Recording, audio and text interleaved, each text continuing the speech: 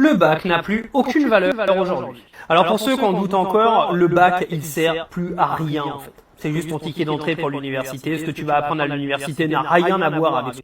Ici, il est en train de parler du bac en France. Et puisque nous avons en Afrique francophone le système français, on se pose donc la question si le bac est réellement utile. Continuons à l'écouter parce que véritablement le système éducatif aujourd'hui, on se pose la question si c'est pour résoudre les problèmes ou sinon pour apporter des problèmes. Que tu as appris au lycée de toute manière. Donc oublie toute la merde que tu apprends aujourd'hui, tu sais tous les devoirs que tu fais, toutes les heures de cours que tu fais de 8h à 18h, ça sert juste à aller passer un putain de bac qu'ils ont donné à 98,4% de la population en 2021 à cause du Covid et encore plus de 91% l'année dernière. Donc en gros le bac, de toute façon, tu peux étudier autant que tu veux, tu vas l'avoir à part si t'as pas été en cours et il te servira strictement à rien après. Ah oui, il y en a qui diront, mais oui, ça t'a amené de la culture générale. Oui, tu vas voir, la culture générale, c'est très bien pour les zéros sur le compte en banque. Et comme de toute façon, t'as pas appris à gérer de l'argent et à compter à l'école, et de toute façon, t'auras beau avoir toute la culture générale que tu veux, tu sauras pas gérer ton argent.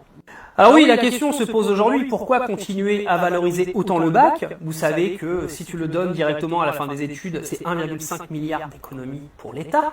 Alors qu'aujourd'hui, tu continues de faire croire aux lycéens qu'ils doivent travailler de 8h à 22h pour avoir un bac qui en gros est le sésame absolu du monde du travail. Aujourd'hui, le bac, il est autant utile que le H de Hawaï, mon gars. Mais on continuera à te dire que le bac, c'est le sésame suprême, que c'est tout ce dont pourquoi tu as travaillé très dur pendant tes longues années de lycée. Tu sais, tes longues journées de 8h du matin jusqu'à 23h, et tes nuits de sommeil de 2 heures, et tes dépressions nerveuses, et ton stress et ton anxiété.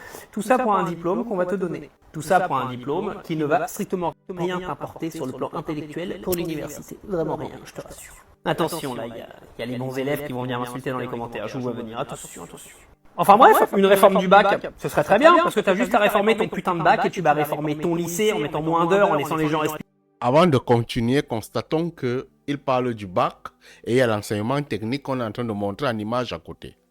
En laissant les gens vivre, et tu feras pareil au collège après, et puis tu feras pareil à l'école primaire après. Alors réforme ton putain de bac, monsieur le ministre de l'Éducation nationale invisible, autant visible que Casteir. Vous, monsieur le fantôme, qui touchez des billets tous les mois à ne strictement rien branler, à part faire des réformes qui servent à rien. Réforme ton bac. Arrête de faire ton hypocrite, arrête de faire croire à tout le monde que... Faudrait-il continuer à envoyer nos enfants à l'école pour qu'ils puissent avoir le baccalauréat? Question assez importante. Ne devrions-nous pas directement commencer à diriger nos enfants vers le système technique pour qu'ils puissent avoir des connaissances techniques que d'avoir des enfants qui vont, c'est surtout le bac général, parce qu'il y a le bac technique, mais le bac général. Est-ce qu'on devrait véritablement envoyer nos enfants encore aujourd'hui à aller chercher le bac général pour qu'ils viennent s'asseoir et chômer avec nous à la maison?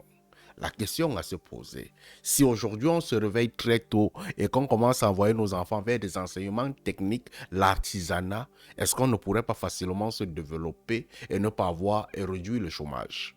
Posons-nous de bonnes questions si nous continuons aujourd'hui à accepter le système éducatif malgré qu'il ne résolve plus des problèmes. Allume ton cerveau, mon frère.